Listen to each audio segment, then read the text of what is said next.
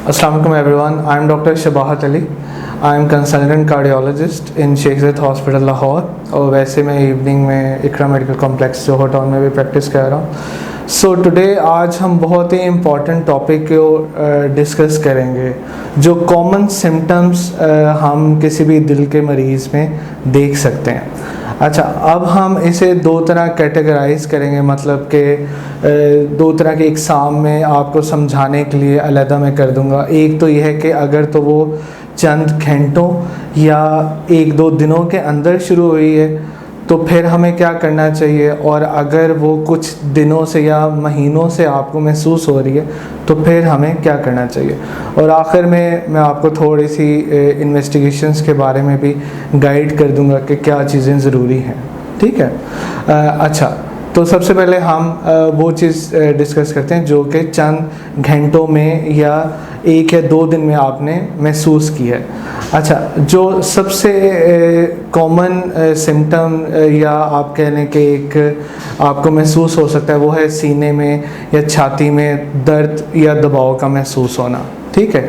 और स्पेशली ये दर्द अगर आपके बाएं बाजू की तरफ जाए या दोनों कंधों की तरफ जाए, बाज़ लोगों में ये जबड़े की तरफ भी जा सकता है, और ज़रूरी नहीं है कि ये जाए भी, लेकिन अगर आपको ये सीने में दर्द या दबाव कुछ घंटों में एकदम महसूस होना शुरू हो गया और ये शदीद तरह का है और आपको लग रहा है कि जिस तरह कोई आपके ऊपर आके मतलब बैठा हुआ है और इस हद तक दबाव है, तो आपको ज़रूर अपने दिल का मुआयना किसी भी करीबी एमरजेंसी में जाके कराना चाहिए। वो मैं आगे एंड पे डिस्कस करूँगा कि क्या क्या चीज़ें हैं या क्या क्या ऑप्शंस हम अडॉप्ट कर सकते हैं या जो भी हो सकता है। ठीक है। और बाकी कुछ लोगों में एक बहुत ही कॉमन सिम्टम हमने पाई है, वो ये है कि बाज़ उन्हें पेट के ऊपर वाले हिस्से में भी थोड़ा सा तेज़ाबियत महसूस होती है और वो कहते हैं कि जी ये पेट ख़राब है या तेज़ाबियत का मसला है। हालांकि काफ़ी ज़्यादा लोग हमने एमरजेंसी में देखे हैं जो जिन्हें हार्ट अटैक चल रहा होता है और वो इसे इग्नोर करते हैं। अच्छा, अब इसके अंदर तेज़ाबियत या वैसे ये नहीं है कि अब अगर यंगस्टर है और विदाउट एनी रिस्क फैक्टर है तो आपको फ़ौरन दिल की तरफ सोच लेना चाहिए, स्पेशली एसिडिटी वाली चीज़ में। वो ये है कि अगर आप 40 साल से ऊपर हैं, स्मोकर हैं, शुगर ब्लड प्रेशर का मसला है या फैमिली हिस्ट्री आपकी स्ट्रॉन्ग है, तो फिर आपको ज़रूर तेज़ाबियत को भी सोचना चाहिए कि अगर उसके अंदर आराम नहीं आ रहा कि ये भी एक दिल की वजह से हो सकती है। ठीक है। और उसके बाद आपको साथ में सांस का चढ़ना, ठंडे पसीने आना, मतली होना या उल्टी आना, ये वाली चीज़ें भी महसूस हो सकती हैं। तो ये अगर आपको चंद घंटों में या एक या दो दिन से हो रही हैं तो आप को ये सोचना चाहिए कि दिल की वजह से हो सकती हैं, तो आपको किसी भी करीबी अपनी किसी अच्छे हॉस्पिटल की एमरजेंसी में आई वुड रेकमेंड कि काफ़ी लोग करीबी जीपीज़ की तरफ चले जाते हैं, लेकिन अगर आपको टिपिकल सिम्टम्स हो रही हैं तो मैंने जो ऑब्ज़र्व किया है हमारी कम्युनिटी में कि काफ़ी चीज़ें इग्नोर होती हैं।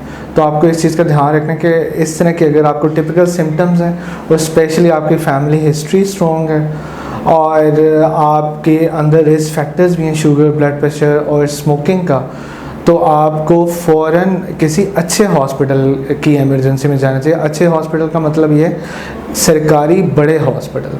ठीक है। और इसके साथ साथ जो एक और भी अलामत देखी गई है वो भी है दिल की धड़कन का बेतरतीब होना। ठीक है। या दिल की धड़कन का तेज़ होना, ये भी एक बहुत ही इम्पॉर्टेंट अलामत है। अच्छा, अब दिल की धड़कन का बेतरतीब होना वो भी अब दो तरह की कैटेगरी में है। बाज़ का यंगस्टर्स में तो कॉमन देखा गया है कि दिल की धड़कन तेज़ महसूस होती है। ठीक है। तो उसके अंदर भी आपको करीबी एमरजेंसी की तरफ जाना चाहिए क्योंकि हमें उसका इलाज करना और फर्दर इन्वेस्टिगेशंस करना रिक्वायर्ड है। और इसके साथ साथ अगर दिल की धड़कन बेतरतीब, वो ज़्यादातर उन लोगों में देखा गया है जिन्हें पुराना या तो कोई दिल का मसला होता है या कोई गुर्दों का मसला हो साथ में, या कोई अंडर ट्रीटमेंट हो, कोई दवाइयाँ ले रहे हों या इस तरह की चीज़ें हो, तो उसके अंदर देखा गया है कि दिल की धड़कन बेतरतीब होती है, जिसे हम एट्रियल फिब्रिलेशन मोस्ट कॉमनली कहते हैं। वैसे तो और भी वजूहात हो सकती हैं। ठीक है। अब ये तो हैं चंद दिनों में जो हैं आपको मतलब 1 या 2 दिन में आपको अलामत महसूस हुई है या विद इन आवर्स मतलब 6-7 घंटे या 1-2 घंटे में महसूस हुई है? अच्छा, अब बाकी मैं दिनों की कर लूँ और फिर मैं आपको बताता हूँ कि फर्दर हम इन्वेस्टिगेशन में क्या कर सकते हैं। अच्छा, अब अगर आप अपनी डेली रूटीन का वर्क कर रहे हैं और आपको चंद दिनों से या 1-2 महीनों से महसूस हो रहा है कि सीने में दर्द या दबाव आपको लग रहा है, तो ये भी दिल की वजह से हो सकता है। और फिर साथ में अगर सांस का फूलना और ये सीढ़ियाँ चढ़ते हुए स्पेशली बहुत ज़्यादा, एक तो है डेली एक्टिविटी, अगर तो डेली एक्टिविटी में आप बहुत ज़्यादा काम करें वो एक अलग चीज़ है, लेकिन अगर आपकी डेली एक्टिविटी ख़राब हो रही है और जो पहले नहीं था और आपको महसूस होना शुरू हो गया कि ये मेरे साथ एक नई चीज़ हो रही है और आप के अंदर सांस का फूलना पाया जा रहा है, सीने में दबाव वगैरह महसूस हो रहा है, दर्द हो रही है, तो आपको ज़रूर जाकर इसकी इन्वेस्टिगेशंस करानी चाहिए। अच्छा, अब हम इन्वेस्टिगेशंस की तरफ आते हैं। जिस तरह हमने पहले डिस्कस किया, कुछ घंटों में या 1-2 दिन में अगर आपको ये महसूस हो रहा है तो फ़ौरन जाकर आपको सबसे पहले तो ECG रिक्वायर्ड होती है, जिसे हम दिल की पट्टी भी कहते हैं, ठीक है, क्योंकि ये हमें बहुत ही एक अच्छा रिज़ल्ट दे देती है कि क्या आपको खुदा ना खास्ता कोई मेजर हार्ट अटैक तो नहीं हो रहा, ठीक है, क्योंकि हमने फिर उसके मुताबिक उसके ऊपर एक्ट अपॉन करना है।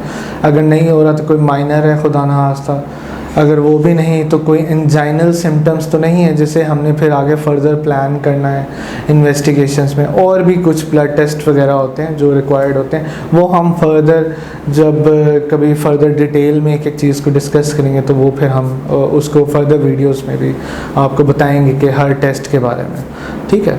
और अगर आपको चंद दिनों से इस तरह महसूस हो रहा है, so again basic would be ECG, ठीक है। अब ECG में बाज़ फ़ौरन चीज़ें नहीं भी आती, स्पेशल इस तरह के मरीज़ों में जिन्हें चंद दिनों से मसला चल रहा है या कुछ महीनों से चल रहा है, तो उसके अंदर बाज़ हम एकोकार्डियोग्राफी, जिसे हम दिल का अल्ट्रासाउंड भी कहते हैं, वो हम कराएंगे। उससे हमें एक आपकी ओवरऑल हार्ट की पिक्चर के बारे में काफ़ी हद तक आइडिया हो जाएगा, लाइक आपकी किसी दिल की दीवार के ऊपर दबाव वगैरह तो नहीं है। और साथ में आम लोग वाल्व की एक टर्मिनोलॉजी यूज़ करते हैं, मतलब 1 वाल्व बंद, 2 वाल्व बंद, वो बेसिकली नालियाँ होती हैं जिसे हम शरेयाने कहते हैं, वो एक अलग चीज़ है। और वाल्व जो होते हैं वो दिल के खानों को अलहदा कर रहा होता है, ठीक है, और खून एक खाने से दूसरे खाने में जब जाता है तो वो एक दरवाजे के तौर पे काम करता है। तो एकोकार्डियोग्राफी और वो जो दिल का अल्ट्रासाउंड है वो हमें उस पिक्चर के बारे में भी बता देते हैं, क्योंकि बाज़ का अगर आपके जो वाल्व के अंदर तंगी है या लीकेज वगैरह हो रही है तो उसकी अंदर भी वो उसकी वजह से भी सांस वगैरह फूलना या दिल की धड़कन का बेतरतीब होना एक पॉजिटिव फैक्टर हो सकता है, ठीक है।